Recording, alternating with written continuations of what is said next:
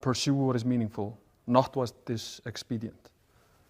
You write in the book, there is no faith and no courage and no sacrifice in doing what is expedient.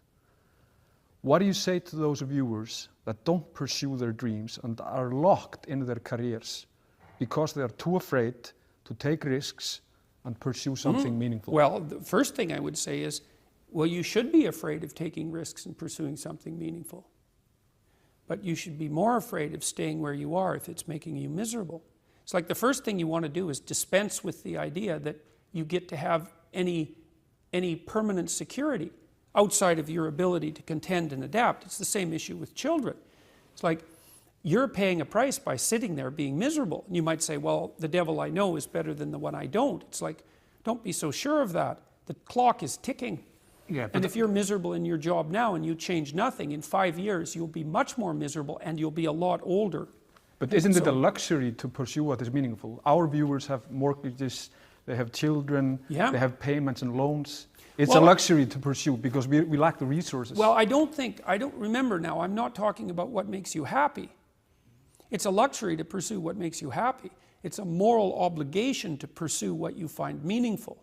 And that doesn't mean it's easy. It might require sacrifice. If you need to change your job too, let's say you have a family and children and a mortgage, you have responsibilities.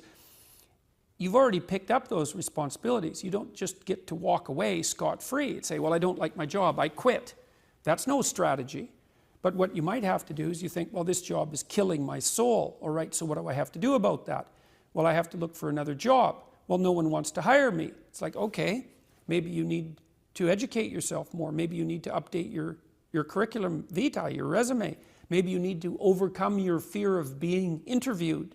Maybe you need to sharpen your social skills. Like, you have to think about these things strategically. If you're going to switch careers, you have to do it like an intelligent, responsible person. That might take you a couple of years of effort to do properly. When you say pursue something meaningful, is it important to have a vocation?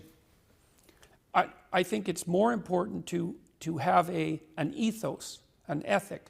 So I have a program, for example, called the Future Authoring Program, which is a writing program that enables people to develop a vision for their life and then to develop a strategy. And so it's based on the idea, imagine that, and it's an extension of the ideas in the book, or at least something along the same lines. The first thing that you want to do is figure out, imagine you were taking care of yourself, like you were someone you cared for, which is rule number 2, by the way, essentially.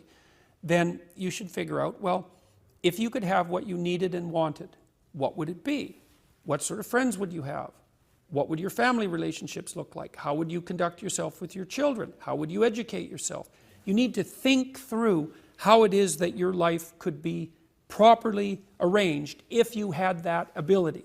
And then you can aim at that. And the funny thing is that if you do posit a goal of that sort and work towards it, you will move towards it. The goal will change because you'll learn things along the way. But I mean, I've dealt with hundreds of people in my clinical and consulting practice, and we set a goal, we develop a vision and work towards it, and things inevitably get better for people. So it's not a luxury, it's difficult. It's a moral responsibility, and it isn't happiness. It's not, the pursuit isn't for happiness. It's a moral responsibility to pursue what is meaningful. Absolutely. Yeah.